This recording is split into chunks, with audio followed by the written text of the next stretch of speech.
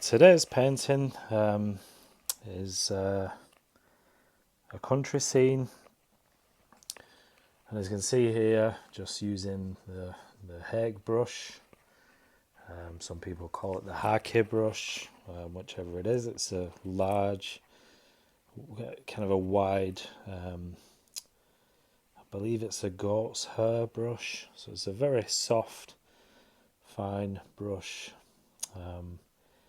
And these are quite useful. A lot of people do use these for an entire painting. But I'm just using this to cover the sky. I may use it in other places, but I think it's a good idea to use the Hake brush if you want to loosen up.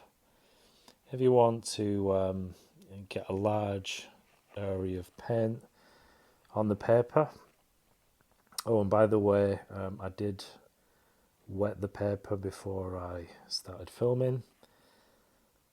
So I used again the Hake brush, just used with water, clean water, and just went over, not everywhere in the sky, because this scene has lots of nice, soft, wispy sort of clouds, very long, going across the scene. And then little parts of a nice blue coming through here and there, bits of sky. Now, this picture was taken while on holiday. It's another one that I had on my phone, and it was near Bridlington in North Yorkshire. And this was taken, it was a picture that I took earlier. It was maybe 5 or 6 o'clock in the morning, and the sun was just rising. So it was a lovely, the thing that attracted me to the scene was the light. It's one of my favourite times of the day. I like the early morning, and I also like in the summertime the sort of 6 o'clock onwards PM, when the sun starts to set. You have these nice, soft, warm colours coming through the scene. So that's the thing that attracted me to this scene. The nice, warm colours. So I just did a pencil sketch, and I'm just going on and interpreting the scene myself with a rough guideline of the reference from the pencil drawing that I did of the actual scene. So I'm just taking out some paint here, just adding some nice, just adding a nice effect to the sky, to the clouds, making it nice and soft, running clean water. I'm forming these long, elongated clouds running across horizontally.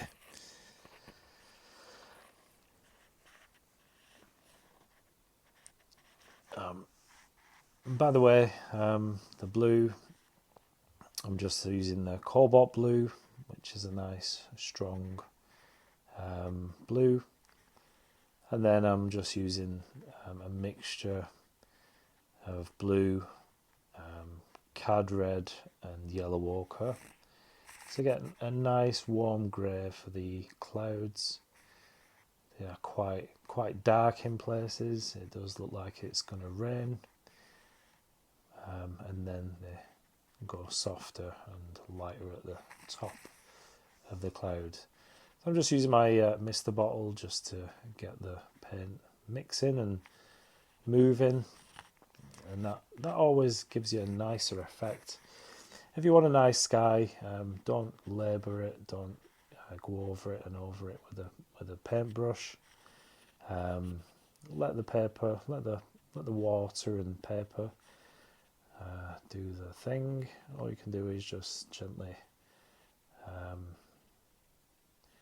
encourage these things. But you can see I've turned my paper on the side, so I want the water to come down. because the sky is, the clouds are horizontal in this scene. So I want all the pigment to come down on that horizontally.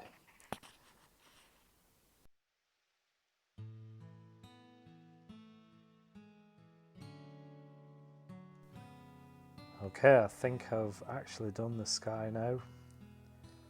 So I'll just leave it to dry, give it at least 10 minutes. It's quite warm today, and so the paint will dry quite quickly. So I'm just leaving it to let it run, do whatever it wants to do. And then I can go ahead and add the background, the far field, and then work on the bottom of the paper.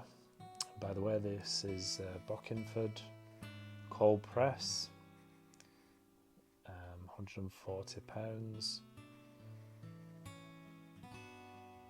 So you do get a little bit of the paper buckling, so you just have to be wary of that. I know I've found it hard to do straight lines if the paper's in and out, up and down. Gives you valleys in the paper itself. So you just got to work around that, and you should be fine. I know some people do re-stick the paper. If you've got masking tape or clips, you can either re-clip it at this point or just go ahead and re-tape it. But I don't usually bother, I just go along with it. And this is the sky, and we're pretty much dry here. So I can go ahead and mix up the yellowy greens for the fields, the greenery. Just working a bit more on the clouds first, add in some of those darks.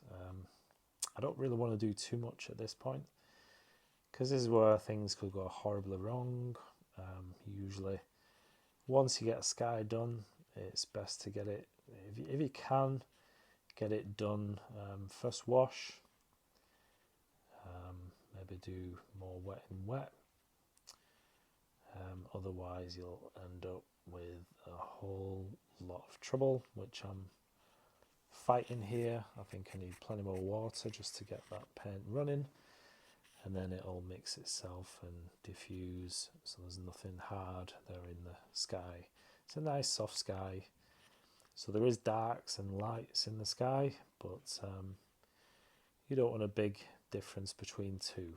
It'll just it won't read right. So just going ahead and gently moving the paint along, mixing them together, trying to get all those soft edges. Don't want anything too hard at this point. I'm just adding the darker tones to the undersides of the clouds.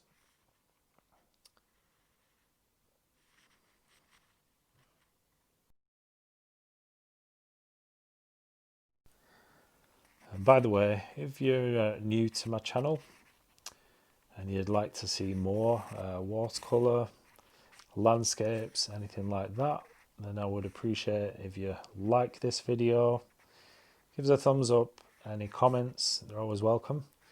And if you haven't subscribed yet, then please do so. It will help me to continue making these videos. I do like to upload each and every week. Next week, I'll be working on a scene that I painted in Wales. We spent the day in Wales yesterday. So I've gone ahead and done some photos, and I've started my next video. So that's going to be exciting. If you do want to see that, then don't forget to hit subscribe and hit the bell. That will notify you when I've uploaded that video. So I would ask if you do subscribe, if you like my videos, and comment.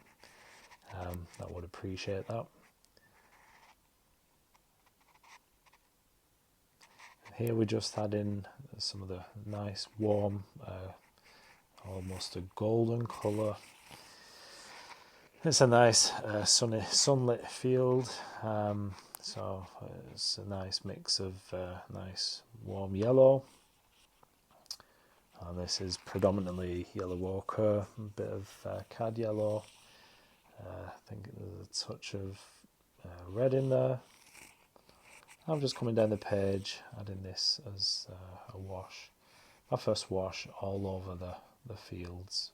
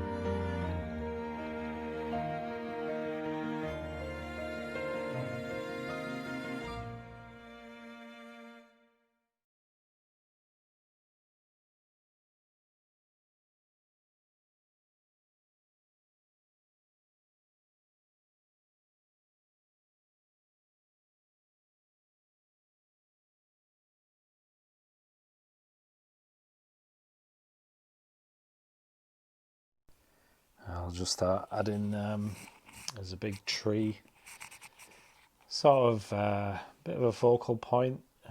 Not sure whether I want the focus to be most on this tree or the couple of houses, rooftops that are visible in the scene, but it does take up quite a bit of the middle of the paper. So I think naturally the eyes will be drawn to this tree anyway.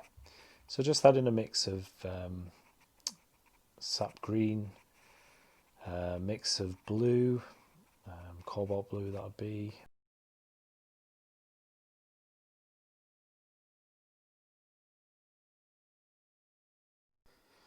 And here you can see me adding some of the darker tones to the tree. And this is while the paint's still wet. I'm just adding those in so that it blends, it mixes, so it gives a nicer, softer feel to the tree. And I'll go in and add even more darks once this is sort of dry. And another trick is just add some either ultramarine blue or cobalt blue. I know it sounds a bit strange adding blue to the green, but it does mix with the green and gives you a nice lush dark green and that for your darker tones. So we'll be adding some of that as well, letting that mix while the paint's still wet.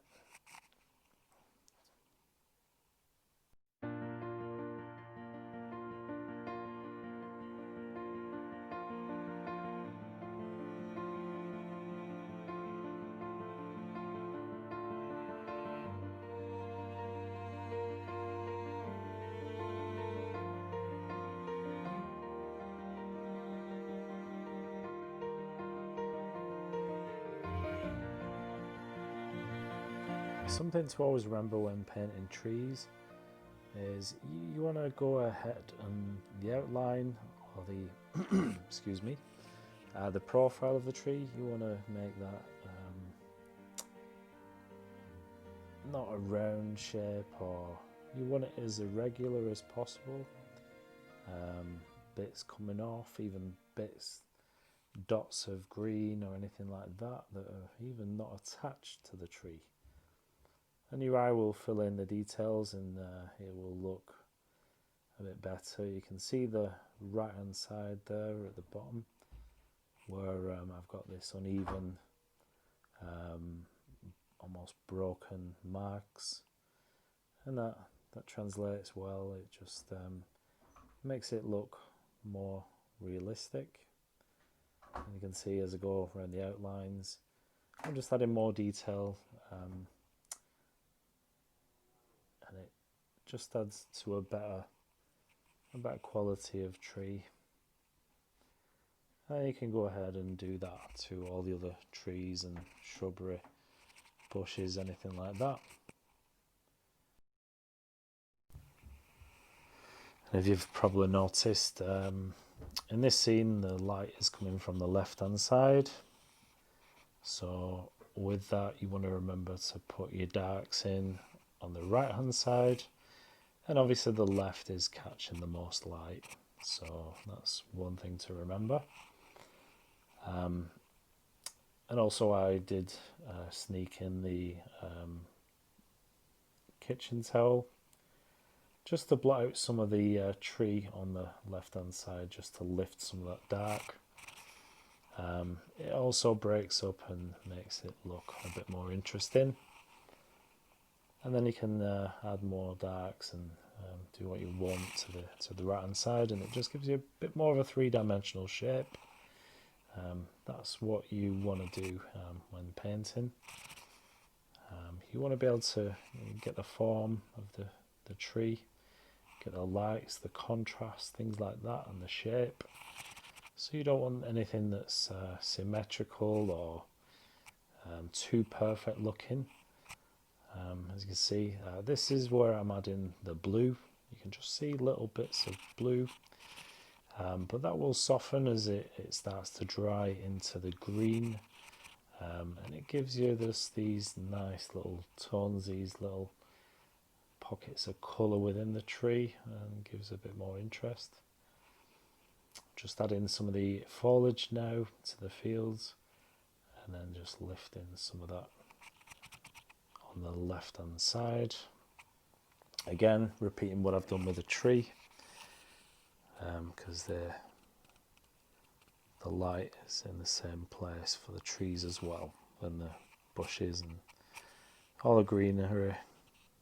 The light's coming from the left hand side, so just going ahead and lifting some of that, and that's just with a dryish clean brush, just taking some of the wet off. And as you do that, it takes some of the paint with it, so you're left with a slightly lighter tone, and that can work for your highlights, just to make that subtle difference in contrast, in tone. That's what I've done there.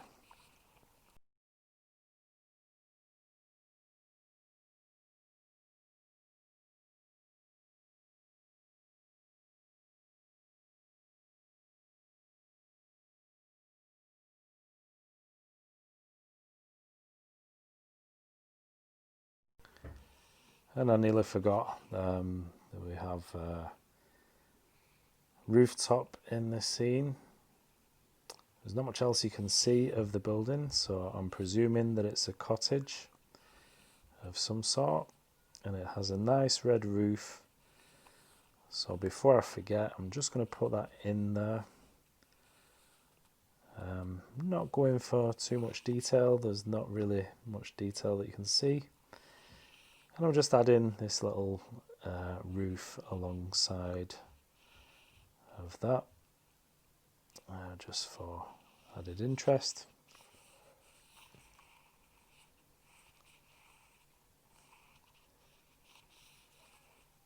And another one just for good luck, just a bit further into the foliage, hiding the... And that's all you need. A scene like this, if you're not comfortable or you're not confident enough to draw buildings, then you can just go ahead and just draw a roof shape. Similar to what I've done, it's just a rectangle, and then a slight angle, and then you make a triangle on the other side, and that's it. That's your roof done. And you can always hide that. You can have a bunch of trees or some bushes or some greenery underneath. So if you wanted to have a go, just have a go at that, and it's quite surprising that you can get away with a lot. You can just do that and it does read as a house in the distance. And it's an excuse to put a different colour on there. So I like this red. It's not as vibrant as the red in the reference. So I just wanted to tone that down a bit, dull that down. So I mixed a couple of colours in with the red itself. And that gives me that slightly duller red.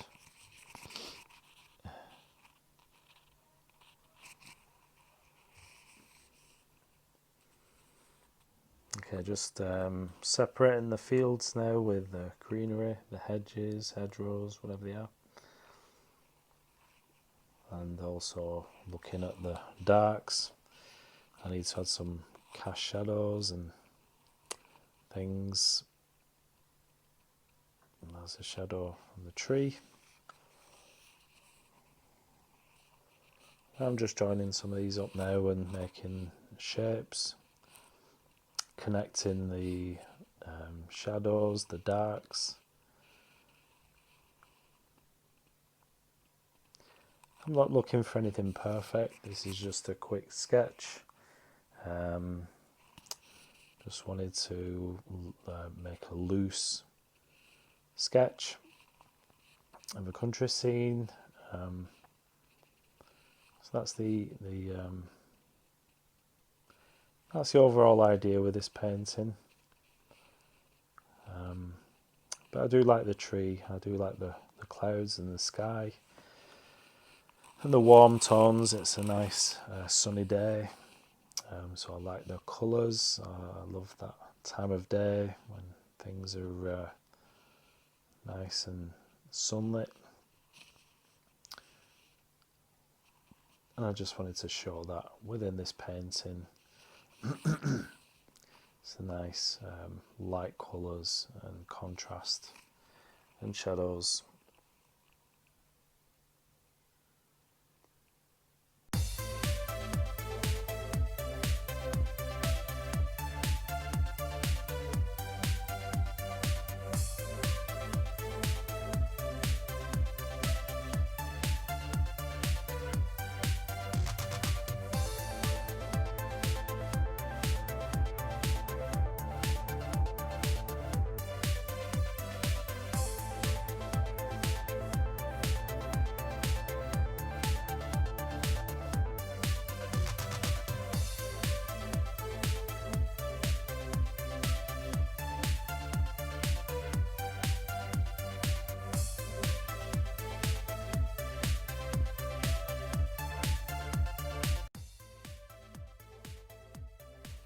You can see I'm adding the final darks,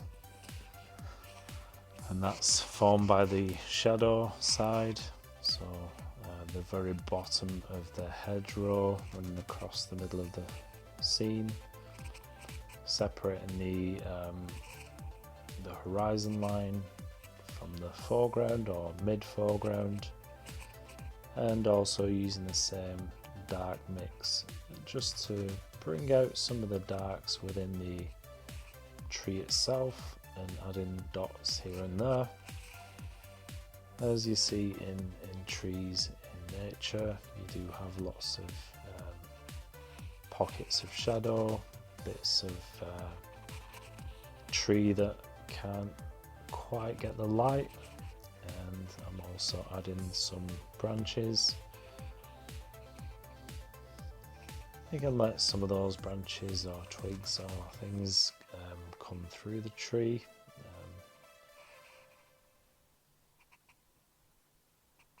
And then just adding little shadows here and there.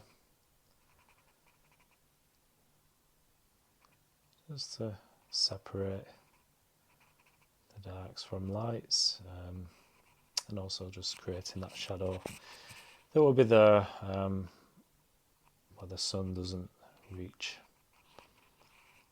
And then carefully just doing the eaves of the roof, just a little black line just around. There we go.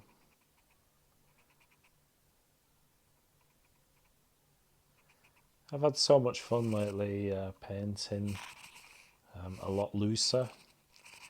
It's certainly a lot easier to do, and I think it's brings its own rewards. I do find there's less pressure, and there's a pleasing result at the end when you loosen up, and there's more time to enjoy painting process rather than labour over does this look right and trying to get this the right colour or tone or whatever it may be. I just find this way of painting just so much more enjoyable, and I think the end result does look better as well. If you do like to paint tight and accurate, then maybe you could do just a couple of things in the painting that may look realistic or accurate, and the rest of the things you can just loosely paint. Maybe it's a focal point that you want the attention to be on. Maybe you could paint that in a realistic manner. But I just find that painting loosely is often just a bit more rewarding. It's just a bit more relaxing, and I do enjoy painting this way. It's something quite new to me, but I'm enjoying what I do. Things like this, you can see I'm using the brush and just letting the brush dry and just dragging the paint up, getting some nice texture. You see how dry my brush is. It's probably a bit too dry, but I'm just letting the paper, the marks on the paper, or the texture on the paper is taking the paint, so you're getting that broken texture. And I think I will grab the liner brush just to finish off, and I'll be using all the colours that I've used in this painting so far, using some darks and some even yellow. I'll be using some yellow ochre, some even cad yellow, and that's all it is just moving the paintbrush up and down, almost whipping it in your wrist, just loosely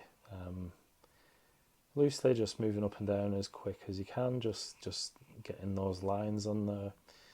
And obviously I've mentioned it in another video, grass doesn't grow straight up, it does grow to the side. Grass grows in all angles, it bends over, it does all these wonderful things, so you want to try and do that with the brushwork. You can see I'm using different angles here, just going in just with all these different colours, loading up, and just you can spend as much time as you want doing this, painting grasses or things like that.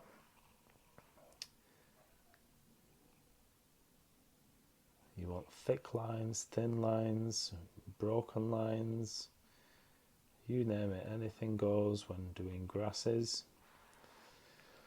But I think essentially you do want some lights and darks, so you do also get shadows within the grass. So if you just remember that, you want to go get some light colours, some dark colours. You could even throw a bit of red in there. Just make it interesting. It's really, you're in control. Just loosely use that liner brush, flick up and down, get that paint moving on the page. And also if you do have tape on your page, you want to paint on the tape as well, so that you don't get all the lines perfectly straight. It looks like the grass has come from further down, further up. It's just irregular. You don't want any sort of patterns there. You just want to make those lines as authentic as possible. And I think I'm pretty much done here. I don't want to do too much. It's just a loose painting. Yeah, just a rough overall sketch. It's from a scene in North Yorkshire, something I got off my phone, and this is what I wanted to paint. So I really do hope you like it, and if you want to have a go, then you can always have a go at painting something like this. It doesn't have to be exact. You've got all the elements that you need. There's a couple of rooftops, so there's houses, you got a nice sky, there's trees, there's grass, all the simple components that make up a nice little watercolor scene. If you want to copy this, then you can do so, or you can have a go doing a scene of a scene yourself. But you can make it as easy as you want. It doesn't have to be complicated. You can simplify things, and you don't have to take much time doing so either. So I hope you like this video. Again, if you've not subscribed to my channel, then please do so. Give us a like, a thumbs up, and don't forget to hit the bell, and you'll be notified whenever I post anything like this. I will be doing, I'm excited for my next video. That's going to be a painting in Wales, a place called Llandudno.